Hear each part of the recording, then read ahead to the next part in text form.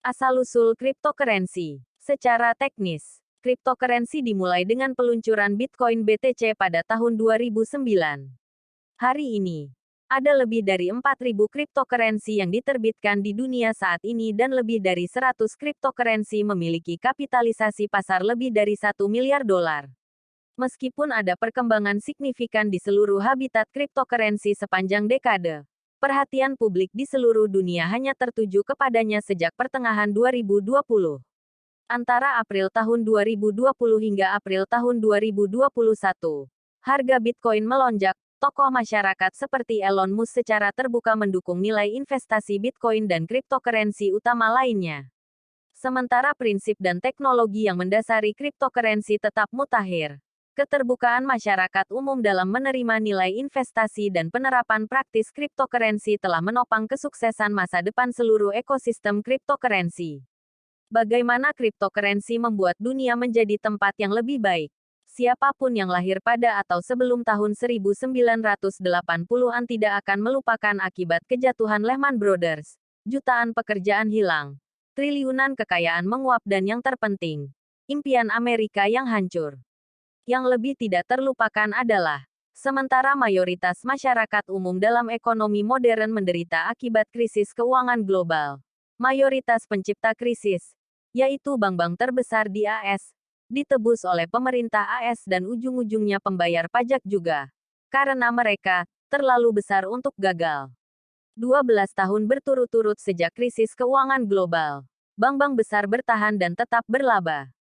Pada saat penulisan, bank terbesar di AS, JP Morgan Chase & Co., memiliki kapitalisasi pasar sebesar 492 miliar dolar. Bagaimana bank bisa menghasilkan uang sebanyak itu? Sementara model bisnis bank terus berkembang. Prinsip dasarnya adalah mereka menghasilkan uang dari uang hasil jerih payah Anda. Anda tidak ingin menyimpan tabungan Anda di brankas sehingga Anda menyimpan uang Anda ke rekening tabungan Anda di bank. Sementara bank membayar Anda bunga yang minimal. Mereka meminjamkan uang Anda kepada pihak ketiga atau berinvestasi dalam aset yang menghasilkan tingkat bunga yang jauh lebih tinggi atau laba atas investasi. Sesederhana itu. Tetapi Anda tidak dapat berbagi sepotong keuntungan pun yang mereka hasilkan dari modal Anda. Anda ingin mentransfer uang ke pihak ketiga. Jika Anda tidak ingin bertemu langsung dengannya dan memberikan sekantong besar uang, Anda dapat melakukannya dengan mentransfer dari rekening bank Anda ke rekening bank pihak ketiganya. Biaya transaksi, biaya pengiriman uang, biaya layanan. Bank dapat memiliki banyak alasan untuk mengurangi saldo Anda. Meskipun jumlah aslinya tetap ada di bank setelah transfer dan bank dapat terus menghasilkan keuntungan dengan meminjamkan atau menginvestasikan uang orang lain. Pertimbangkan skenario lain. Hari ini Anda berada di cabang retail bank Anda dan ingin menarik uang tunai 100 juta dolar. Atau mentransfer jumlah tersebut ke rekening pihak ketiga di bank lain. Apa yang akan ditanyakan oleh relationship manager Anda? Kami tahu ini bukan skenario tanpa pertanyaan. Meskipun Anda memindahkan uang Anda sendiri. Dalam skenario terburuk, bank dapat menuduh Anda melakukan pencucian uang. Menolak permintaan Anda dalam penarikan tunai atau transfer pihak ketiga. Mereka bahkan dapat membekukan akun Anda dan secara harfiah menyita aset Anda. Mengapa kita membiarkan kekayaan kita dirampok oleh bank? Kearifan tradisional membuat kita percaya bahwa kita akan membutuhkan pihak yang berwenang sebagai perantara untuk memvalidasi dan membukukan transaksi keuangan. Model bisnis tradisional telah menjadikan bank pusat dari segalanya dan menempatkan mereka pada posisi tertinggi untuk menghasilkan uang dari modal Anda dan mengatur aliran modal. Teknologi blockchain dan cryptocurrency yang bersifat desentralisasi, anonim, dan tidak dapat diubah adalah solusi dari ketergantungan ekstrim transaksi keuangan kepada perantara seperti bank. Cryptocurrency memungkinkan semua pengguna dalam rantai untuk mencatat dan memelihara semua transaksi peer-to-peer secara kolektif.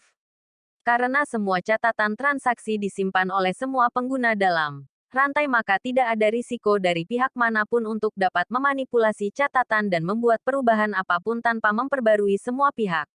Oleh karena itu, pengguna dalam rantai dapat langsung melakukan transaksi keuangan yang aman satu sama lain tanpa kehadiran perantara resmi seperti bank. Protokol konsensus untuk rincian teknis. Perbankan diperlukan. Bank tidak. Bill Gates pernah mengatakan ini pada tahun 1994. Kemajuan teknologi blockchain telah membuat ini benar-benar terjadi sekarang. Apa masalah lain yang muncul dari cryptocurrency saat ini? Bitcoin. Sebagai cryptocurrency pertama di dunia, memang merupakan inovasi yang bagus. Ia memecahkan masalah kurangnya kepercayaan dalam transaksi peer-to-peer tanpa kehadiran perantara resmi. Satu-satunya masalah adalah terlalu sedikit orang di dunia yang benar-benar dapat menikmati manfaat yang dibawa oleh Bitcoin. Kekuatan komputasi yang dibutuhkan untuk menambang Bitcoin telah meningkat secara drastis selama dekade terakhir yang membuat penambangan Bitcoin menjadi permainan hanya untuk para profesional, bukan masyarakat umum. Masalah baru sering mengarah ke solusi yang baru pula, jika bukan mengarah ke masalah lain. Bitcoin, bersama dengan cryptocurrency arus utama generasi pertama lainnya, telah mengatasi masalah ketergantungan yang besar pada perantara untuk transaksi keuangan, tetapi telah membawa masalah baru yaitu pemborosan energi yang tinggi dan ketidaksetaraan ekstrim dalam distribusi koin. Seiring berjalannya waktu, ada beberapa cryptocurrency generasi kedua yang diluncurkan sebagai tanggapan atas masalah yang dibawa oleh Bitcoin dan cryptocurrency generasi pertama lainnya. Kripto baru ini mempromosikan gagasan pembebasan dan demokratisasi cryptocurrency di mana sebagian besar orang dapat dengan mudah menambang kripto baru ini, biasanya dengan ponsel mereka tanpa menghabiskan banyak energi. Cryptocurrency generasi kedua ini telah banyak menurunkan hambatan masuk dan berhasil mengedukasi halayak umum tentang fundamental dari kripto itu sendiri. Namun, ini telah menyebabkan masalah baru oleh orang-orang yang mendapatkan keuntungan secara curang dan tidak etis dengan membuat beberapa akun baru dengan identitas palsu. Ketika hambatan masuk serendah itu, tanpa prosedur kepatuhan yang tepat, seluruh jaringan kripto dapat dirusak karena itu melanggar prinsip yang wajib dihormati oleh jaringan blockchain manapun yaitu kepercayaan. Diskusi lebih rinci dapat ditemukan. Hadirlah Star Network.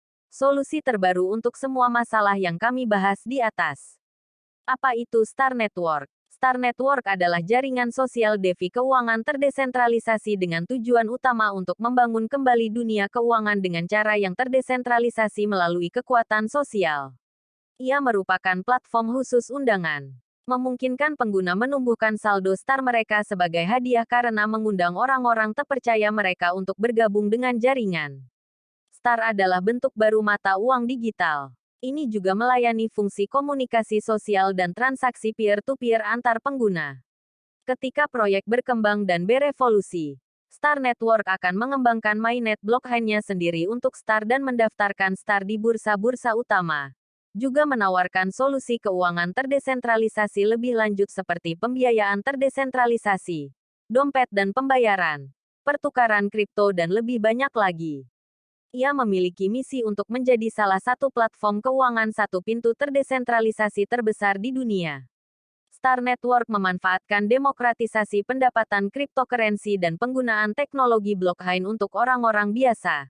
Sementara jaringan cryptocurrency arus utama seperti Bitcoin Network telah menetapkan hambatan masuk terlalu tinggi sehingga hanya segelintir penambang profesional dengan pengetahuan mendalam dan sumber daya yang melimpah yang dapat memiliki kesempatan untuk mendapatkan koin baru.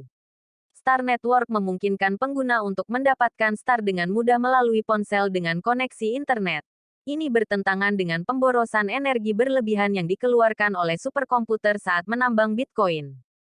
Star Network juga mengakui kontribusi pengguna untuk membangun dan mengembangkan jaringan di mana pengguna akan diberi imbalan dengan saldo Star ekstra ketika pengguna telah mengundang anggota baru untuk bergabung dengan jaringan.